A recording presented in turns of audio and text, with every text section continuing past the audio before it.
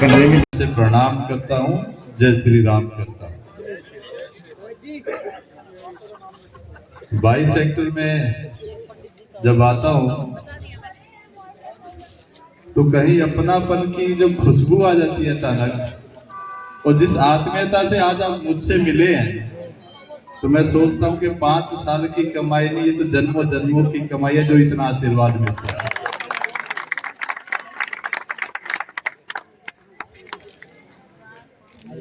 पर इन सभाओं में जब जाता हूं, कहीं ना कहीं एक निराशा पिछले कितने वर्षों से देखने को मिलती है, वो पीड़ा भी महसूस भी करता हूं। क्योंकि कुछ समय ही बीता था, रात को पूरी सेक्टर 22 की जनता जिस तरीके से तरस थी, वो शब्दों में बयान नहीं किया जा सकता। 4-4 फुट पानी घरों के सामने खड़ा था। लगातार पानी किराड़ी साइड से रिश्ता हुआ अब सेक्टर 22 में पहुंच रहा था। यहाँ के स्थानीय निवासी, आरडब्ल्यू के अधिकारी, भारतीय जनता पार्टी के कार्यकर्ता कभी मलबे की गाड़ी मंगा रहे थे, कभी इतनी चिंता कर रहे थे। वो रात भी मुझे 11 बजे की याद आती है। याद आता है अगले दिन का वो डेमोन्स्ट्रेशन आपका, जब आपने एकजुटता का परिचय दिया और सरकार को भी झुकना पड़ा और नेताओं को भी आपके बीच आना पड़ा। वो आपकी एकता की एक मिसाल है। एक आप सबका जुनून था, जिसके कारण से लोग और प्रशासन आराम से गौ माता आशीर्वाद देने के लिए आ रही थी। बोलो गौ माता की। वो पीड़ा मैंने रात की महसूस की है।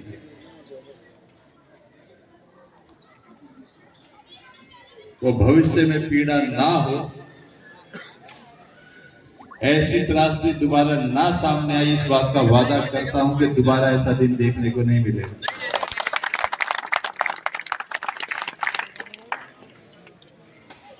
सरकारें आती हैं, जाती हैं, नेता कोई ना कोई इस विधानसभा, निगम में, लोकसभा में पहुंचता है,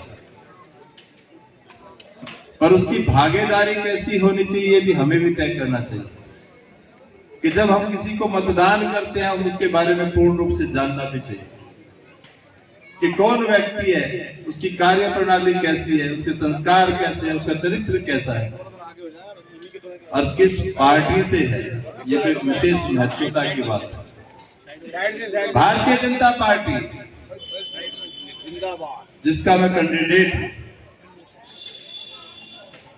जिसका प्रधानमंत्री, देश का यशस्वी प्रधानमंत्री नरेंद्र भाई मोदी है। जब हमें संस्कार दिया जाता है तो अंत्योदय की बात कही जाती है। अंत्योदय का मतलब है अंतिम व्यक्ति, छोर के व्यक्ति की चिंता करनी। ये संस्कार है भारतीय जनता पार्टी का। इसलिए देश के यशस्वी प्रधानमंत्री अंतिम छोर के व्यक्ति की चिंता करता है। और दिल्ली के अंदर हर व्यक्ति चाहता है कि मेरे सर पर छत हो। अभी कुछ दिन पहले 1675 लोगों को जहां झुकी, जहां वही मकान के तहत 1675 लोगों को छत देने का काम किया तो देश के यशस्वी प्रधानमंत्री। हम देश को कहते हैं कश्मीर से कन्याकुमारी, कश्मीर के बारे में सब जानते हैं। धारा 370 को एक झटके में समाप्त किया, उसे देश का यशस्वी प्रधानमंत्री नरेंद्र भाई मोदी का 550 साल की आस्था, हमारे आराध्य राम, उसको दोबारा आपके बीच में आराध्य बनाकर उस मंदिर का निर्माण कर दोबारा आप साबित किया ये देश आने वाले समय पे विश्व गुरु होने वाला, ये देश सनातनी था और सनातनी ही रहेगा। कितनी योजनाओं की बात करूं, क्या क्या कर, आज तक सुना था कि घर में घुस के मारना, सर्जिकल स्ट्राइक करके बता दिया कि अब हम किसी से कम नहीं है। ये भारतीय जनता पार्टी।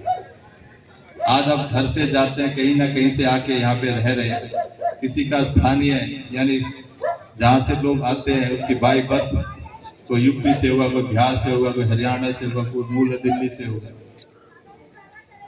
आज दिल्ली से बाहर निकल के देखिए, जहां लगता था पहले 6 घंटे लगेंगे, 7 घंटे लगेंगे, 8 घंटे लगेंगे, अब कल कोई व्यक्ति मेरे से मिला कि मैं खाटू श्याम बाबा के दर्शन करके आया। मैं कितने वर्षों से जा रहा हूँ कि पिछले 35 वर्षों से दर्शन करने जा रहा हूँ। मैं क्या आनंद आया, कह रहा पहले सोच के जाना पड़ता था, आज जाएंगे, कल दर्शन करेंगे, परसों लौट के आएंगे। अब क्या अंतर है, लोग गाड़ी स्टार्ट करते हैं, शाम तक घर वापस आ जाते हैं। जो सफर 10 घंटे में लगता था, ये भारतीय जनता पार्टी अंत्योदय का परिचय देती है। ये हमारे संस्कार भी है।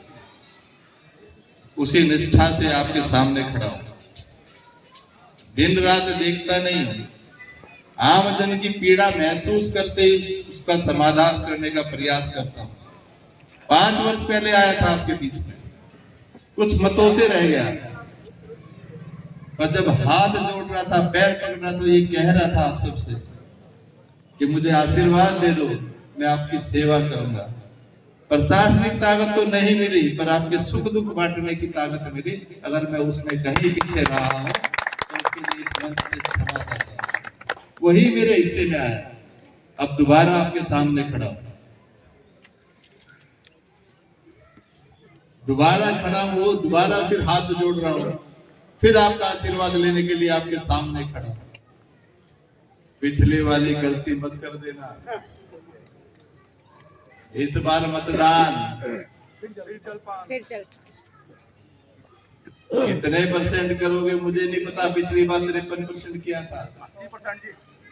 अभी मुझे बड़ी खुशी हुई थी जब लोकसभा में आपने मतदान किया तो लगभग 68 से 70% मतदान दिल्ली के अंदर सबसे ज्यादा शहरी क्षेत्र में हुआ, तो उस 22 सेक्टर के अंदर हुआ। बधाई के पात्र हैं आप। पर इतिहास में कुछ चीजें बदलने के लिए ही होती है। पिछला रिकॉर्ड भी बदलेगा और इस बार सरकार भी बदलेगी। पिछली सरकार की विषय तो बात है, पहले 70% को 80% भी होगा। और आपदा तो मिटेगी ही। आपदा का समय समाप्त हो चुका है। दिल्ली के अंदर पूर्ण बहुमत से भारतीय जनता पार्टी की सरकार बनने जाएगी। और वो ऐसे नहीं बन पा रही, वो आपकी कर्मठता और विश्वास के कारण से बन पा रही है। लोगों को याद आता है 93 की से 98 की भाजपा की सरकार, जब आदरणीय खुराना जी दिल्ली के चीफ मिनिस्टर होते थे, उसके बाद धरती पुत्र परम पूजनीय साहब सिंह वर्मा जी दिल्ली के चीफ मिनिस्टर होते थे। अंत्योदय का परिचय दिया था उन्होंने। किसी का सुख हो दुख हो, पूरी रात सोते नहीं थे। और खास तौर पे इस बवाना विधानसभा क्षेत्र के लिए सबसे बड़ा व्यवसायी क्षेत्र कहीं दिया तो बवाना इंडस्ट्रियल एरिया के नाम से आप सबको दिया। क्योंकि आदमी के पास अगर व्यापार नहीं है, व्यवसाय नहीं है, तो उसका अपना पालन पोषण किस रूप में करेगा। इतनी बड़ी विधानसभा है, 4 लाख वोटर है, लगभग 3,84,000, लगभग 6 लाख आदमी यहाँ पे रहता है। एक हॉस्पिटल है, डॉक्टर नहीं, सुविधाएं नहीं। यह अन्याय पिछले 25 वर्षों से तुम आप सबके साथ हो रहा है। एक कॉलेज अदिति, सोचिए, यही भारतीय जनता पार्टी थी। जो चीज बनी है, अगर वाल्मीकि हॉस्पिटल भी बनाए वो भी भारतीय जनता पार्टी की देन है, और आदित्य कॉलेज भी बनाए तो वो भी भारतीय जनता पार्टी। उसके बाद मैं आपको विश्वास दिलाता हूं, यहाँ पर खड़ा होकर, भारतीय जनता पार्टी की दिल्ली में सरकार बनते ही आम जनमानस के जो मन के अंदर है, उस उस भावनाओं को समझते हुए वो सभी कार्य होंगे जो आपकी भावनाओं के अंदर ही आपसे वादा करता हूं। आप सबने बस मतदान करना है 5 तारीख को, और मतदान का प्रतिशत बढ़ जाना है, और जितना ज्यादा बढ़ेगा उतनी ज्यादा भारतीय जनता पार्टी की वोट बढ़ेगी। तो आप सबने इतनी मेहनत करनी है, और वो आशीर्वाद आपने मुझे देना है कि भविष्य में आपकी मैं सेवा कर सकूं। ये 8-9 दिन आप मुझे दे दो, 5 साल अपने त्याग और समर्पण के मैं आपको देता हूं। आज के मान सम्मान के लिए मैं आपका धन्यवाद करता हूं। जितना मान सम्मान आपने दिया है, फूलों से लाद दिया है, हर हाथ से मुझे आशीर्वाद मिला है, इसके लिए धन्यवाद देते हुए सभी को प्रणाम करता हूं। अपनी वाणी को वाना विधानसभा क्षेत्र का ताजा हाल। ऐसे ही अपडेट्स के लिए बने रहिए यस न्यूज के साथ। मैं योगेंद्र सिंह जल्द ही फिर मिलूंगा एक और रिपोर्ट के साथ। धन्यवाद।